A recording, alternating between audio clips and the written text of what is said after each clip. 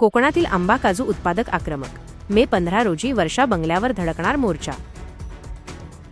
कोकणातील आंबा आणि काजू उत्पादक शेतकरी आता आपल्या प्रलंबित मागण्यांसाठी आक्रमक झाले असून सरकारने जाहीर केलेली मदत अत्यंत तुटपुंजी असल्याची भावना या शेतकऱ्यांमध्ये निर्माण झाली आहे. या अन्यायाविरोधात आवाज उठवण्यासाठी येत्या मे 15 रोजी मुंबईतील मुख्यमंत्र्यांच्या वर्षा या निवासस्थानावर भव्य मोर्चा काढण्याचा निर्णय घेण्यात आला आहे. रत्नागिरी येथे संपन्न झालेल्या शेतकरी एल्गार मेळाव्यात स्वाभिमानी शेतकरी संघटनेचे नेते आणि माजी खासदार राजू शेट्टी यांनी या आंदोलनाची अधिकृत घोषणा केली. नेमके काय म्हणाले पाहूया. 8 फेब्रुवारीपासून कोकणामध्ये आम्ही आंबा आणि काजू उत्पादक शेतकऱ्यांना सरकारकडून न्याय मिळाला पाहिजे, मदत मिळायला पाहिजे यासाठी आंदोलन करतोय. अनेक मेळावे झाले, मोर्चे झाले. 4 तास मुंबई गोवा राष्ट्रीय महामार्ग अडवून बघितला, पण अजूनही सरकारकडून म्हणावा तसा प्रतिसाद नाही.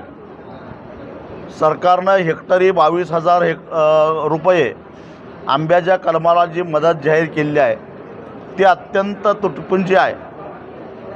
हेक्टरी 22,000 रुपये म्हणजे साधारणपणे एका कलमाला 220 रुपये.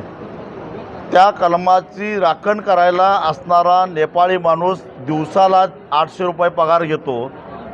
किमान त्या मजुरी आणि म्हणजे त्याला वर्षभर त्याला तिथं ठेवावं लागतं आणि सरकारनं 220 रुपये एका कलमाला देऊन आणि ती फक्त घोषणा केली आहे, ही चेष्टा केली आहे. आम्हाला ती मान्य नाही.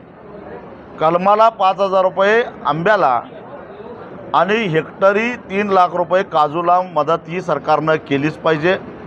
विमा कंपन्या विम्याचे पैसे भरूनसुद्धा आंबा आणि काजू उत्पादकाला विम्याची संरक्षित रक्कम द्यायला तयार नाहीत. आणि हे सारे प्रश्न असताना आमच्या महाराष्ट्राचे मुख्यमंत्री हे पश्चिम बंगाल, तामिळनाडू, केरळ इकडं लुंगी लावून प्रचार करताना दिसत आहेत. इथं कोकणामध्ये शेतकरी टावं फोडतोय, त्याला आंब्यावर उचल देणारा व्यापारी त्रास देतोय, औषधं उधारीवर देणारा दुकानदार त्रास देतोय. एका आंबा उत्पादकानं आत्महत्या केली तरीसुद्धा ना कोकणातले नेते जागे झाले, ना सरकार जागं झालं. हे सगळं बघितल्यानंतर आता आंबा उत्पादक शेतकऱ्यांनी एक अटीतटीची लढाई म्हणून, निर्णायक लढाई म्हणून वर्षा बंगल्यावर 15 मेला धडक द्यायचा निर्णय घेतलेला आहे. आता ही लढाई मात्र आरपारची असेल.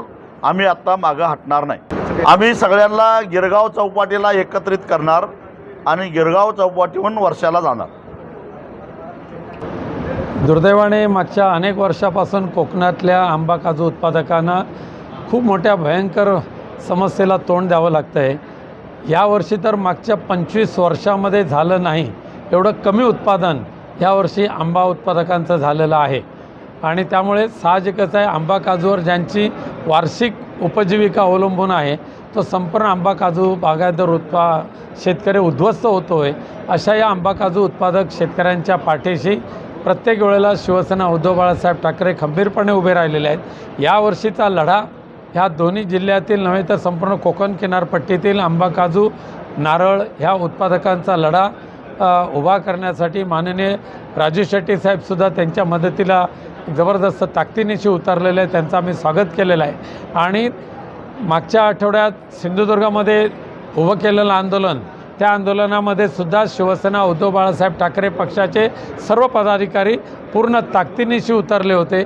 आजसुद्धा रत्नागिरीमध्ये शिवसेना उद्धव बाळासाहेब ठाकरेचे पक्षाचे सर्व पदाधिकारी या ठिकाणी उपस्थित राहिलेले आहेत. आणि या भविष्यातल्या 15 मे रोजी वर्षावर धडकणारा आंबा काजू व्यापाऱ्यांचा उत्पादक शेतकऱ्यांचा जो धडक मोर्चा असेल त्यामध्ये सुद्धा माननीय उद्धवजी ठाकरे साहेबांच्या आदेशान्वये आम्ही पूर्ण ताकदीनिशी उतरणार, त्यामध्ये कोणतीही शंका नाही.